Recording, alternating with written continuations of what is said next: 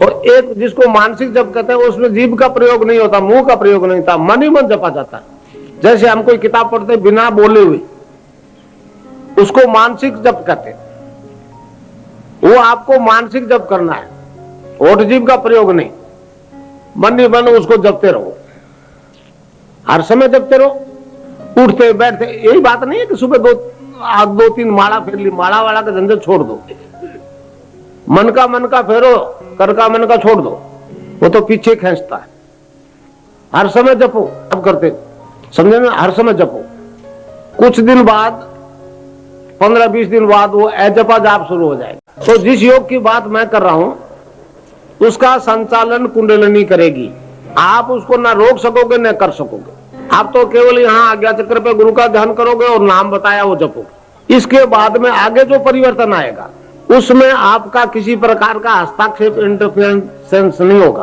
वो जागृत कुंडलिनी साधक का शरीर, प्राण, मन और बुद्धि अपने वश में कर लेती है, कंट्रोल में कर लेती है और सारी योगी क्रियाएं स्वयं करवाती है। अब ये क्योंकि उस मंत्र में राधा शक्ति भी है, पृथ्वी तत्व है, मातृसत्ता है, इसलिए भौतिक सुख मिलेगा। आकाश तत्व है, कृष्ण तत्व है, इसलिए मोक्ष मिलेगा। इस आराधना से जहां कुंडलिनी जागृत होने का वर्णन आता है उसमें भोग और मोक्ष दोनों साथ साथ चलते हैं। बाकी जितनी भी आराधना है उसमें भोग है तो मोक्ष नहीं, मोक्ष है तो भोग नहीं, एक का त्याग करना पड़ता है। ये गीता वाला निष्काम कर्मी हो गया। इसलिए इस आराधना में, ये आराधना गृहस्थी के लिए सबसे उत्तम आराधना। दो रास्ते हैं, प्रवृत्ति और निवृत्ति। ये प्रवृत्ति मार्ग की आराधना में, ये आराधना गृहस्थी के लिए सबसे उत्तम आराधना। दो रास्ते हैं, प्रवृत्ति और निवृत्ति। ये प्रवृत्ति मार्ग की आराधना है, निवृत्ति वाली बड़ी कठिन है। और 2 रुपए कर रहे लगे, मैं भी भगवान कर लो, 1 ही मिनट लगेगी। और साल भर बाल नहीं कटाओ, बाबा जी बन जाऊंगा, दाढ़ी बाल बढ़ जाएंगे। वो लोग हाँ बाबा जी 2 रुपए चढ़ा देंगे, मेरा तो हो गया बिला, आज हाथ उठा दूंगा बस। ऐसा कुछ नहीं, बड़ा मुश्किल रास्ता है संन्यास का। ये प्रवृत्ति मार्ग का बड़ा सहज रास्ता है, इसमें कहीं रुकावट नहीं आएगी आप। बस एक बुद्धि के प्रयास से नाम तो हर समय करते रहो। बाकी जो कर्म कांड करते रहो सुबह शाम वाला करो, मुझे कोई एतराज नहीं, मगर नाम वही करो जो मैं बताऊं। मैं तो मेरे शिष्यों को क्या देता हूं खुले तौर से कि नशे में फंसे हुए थे, बुद्धि से छूटा नहीं, तब फिर अब छोड़ने का प्रयास क्यों करो? मत छोड़ो, बोतल की जगह सवा पियो, मगर नाम को भी मत छोड़ो। तो भैया नाम जप को मत छोड़ो, नशा आपको छोड़ दे। नाम जप नहीं करोगे नशा नहीं छोड़ेगा, वो शैतान आपका पीछा। गीता में 4थे अध्याय में 34वें श्लोक में भगवान ने कहा कि तू तत्वज्ञानी के पास जावे तो तेरा वे ऑफ अप्रोच कैसा होना चाहिए? झुक के दंडोत प्रणाम करते हुए, सेवा करते हुए निष्कपट भाव से प्रश्न कर। जो प्रश्न करे उसमें कपट नहीं होना चाहिए, चालाकी होशियारी नहीं होनी चाहिए, तो तुझे तत्व ज्ञान मिलेगा। तो इस प्रकार ध्यान से जो योग होगा आपकी सारी शारीरिक बीमारियां खत्म हो जाएगी। मगर नाम जप पे जोर दोगे तो लोग क्या करते हैं, ध्यान और समाधि के लालच में नाम को ढीला छोड़ देते। नाम चाबी है, उसको सघन जप करो हर समय, चलते फिरते। ध्यान तो जबरदस्ती लग जाएगा, कोशिश करने से ध्यान नहीं लगेगा। नाम जपो। दूसरा तरीका है ध्यान का। ध्यान जीवन में हर क्षेत्र में काम आता है। कहते हैं ना ये काम ध्यान से करना, कंसंट्रेट होकर करना है। मतलब जिस काम को कर रहे हो उसके अलावा विचार कहीं नहीं जाने चाहिए।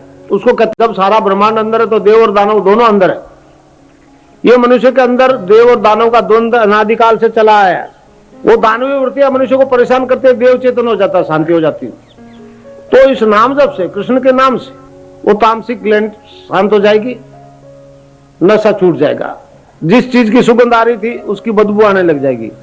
पुरानी सोसाइटी में फंस करके अंडर प्रेशर अगर खा पी लिया तो उल्टी हो जाएगी, क्योंकि अंदर रिसीव करने वाला नहीं है, उसकी आवश्यकता नहीं है। हमारे धर्म वालों ने 2 बड़ी बड़ी गलतियां की। एक तो परलोक के लालच में ये लोग बिगाड़ दिया, या रोटी नहीं मिलेगी राम याद नहीं आएगा। और राम का नाम लेने से भौतिक जीवन में कोई सुधार नहीं, तो उस राम की आवश्यकता क्या है? तो और दूसरा, राम का नाम बुढ़ापे में ले लेंगे। ये जवान छोरे छोरे इनको बड़ा अच्छा लगता है, ये बुढ़ापे में ले लेंगे, पीछा छूटा। अभी पता ही नहीं बुढ़ापा क्या होता है। 70 साल के हो जाएंगे तो पता लगेगा बुढ़ापा क्या होता है। 100 रोग लग जाएंगे और फिर रोग की तरफ ध्यान जाएगा, राम की तरफ नहीं जाएगा, केवल पछताना बाकी रहेगा। तो देखिए हमारे ऋषियों ने मनुष्य शरीर को मोटे तौर से 2 भागों में बांटा। एक यहाँ से ऊपर का हिस्सा, यहाँ से नीचे 9 द्वार, आंख कान नाक, ये सब 9 द्वार की आराधना। नीचे का हिस्सा माया का जगत कहलाता है। शरीर के नीचे के पोर्शन में किसी में भी ध्यान करोगे आपको नतीजा तो मिलेगा, मगर जो फल मिलेगा वो नाशवान होगा। अगर अविनाशी से जुड़ना है तो यहां से ऊपर ध्यान करना पड़ेगा। आपने देखा है शिव की कई तस्वीरों में यहां तीसरी आंख दिखाई होती है, वो स्त्री पुरुष के हरेक के होती है, यही 10वां द्वार है, ये आंख अंदर खुलती है, बाकी सारी इंद्रियां बहिर्मुखी है। जब तक ये दरवाजा नहीं खुलेगा न योग है न ध्यान है, कोई परिवर्तन नहीं है। भौतिक शांति क्षणिक मिल सकती है, भौतिक लाभ तो हो सकता है नीचे की आराधना से, क्योंकि जो शक्तियां आप बाहर पूज रहे हो वो आपके अंदर है। जब पूरा ब्रह्मांड अंदर है तो बाहर कहां? मूलाधार से गणेश से शुरू होता है, मूलाधार में गणेश का स्थान है, फिर ब्रह्मा विष्णु और महेश्वर, तो सारा का सारा नीचे आ जाता है। तो त्रिगुणमयी माया का मालिक जो है वो यहां बैठता है सहस्रार में, तो आपको यहां पहुंचना है। इसलिए मैं यहां ध्यान करवाता हूं। आज्ञा चक्र कहते हैं इसको, तीसरी आंख, जैसे औरतें बिंदी लगाती, आदमी टिकियां लगाते। इसमें अगर जब कहीं व्यवधान आ सकता है, परिवर्तन में रुकावट आ सकती है, तो उसका कारण एक ही होता है कि आपकी आस्था में अंतर कितना है। इसमें आपकी आस्था होनी चाहिए गुरु में। अगर रोग ही ठीक करवाना है, कोई श्रद्धा विश्वास नहीं है, तो भैया सरदर्द ही ठीक नहीं होगा। ये तो एक फोर्स है, ये बिना इंस्ट्रूमेंट के मूव करती है। आप कहीं बैठे हो, मैं कहीं बैठा हूं, कोई फर्क नहीं पड़ता। आप कितना वेलकम करते हो, कितना ओपन हो उसको स्वीकार करने में, सत्ता को कितना झुक के रिक्वेस्ट कर रहे हो अपनी समस्याओं के समाधान के लिए, कितनी करुण पुकार है। अकॉर्डिंगली आप में परिवर्तन आएगा। श्रद्धा नहीं है, विश्वास नहीं है, अहम है, आप इंजीनियर हो, डॉक्टर हो, फलावर करोड़पति हो, लखपति हो, उच्च वर्ण हो, ये हो वो, तो परिवर्तन नहीं आएगा। गीता में 4थे अध्याय में 34वें श्लोक में भगवान ने कहा कि तू तत्वज्ञानी के पास जावे तो तेरा वे ऑफ अप्रोच कैसा होना चाहिए? झुक के दंडोत प्रणाम करते हुए, सेवा करते हुए निष्कपट भाव से प्रश्न कर। जो प्रश्न करे उसमें कपट नहीं होना चाहिए, चालाकी होशियारी नहीं होनी चाहिए, तो तुझे तत्व ज्ञान मिलेगा।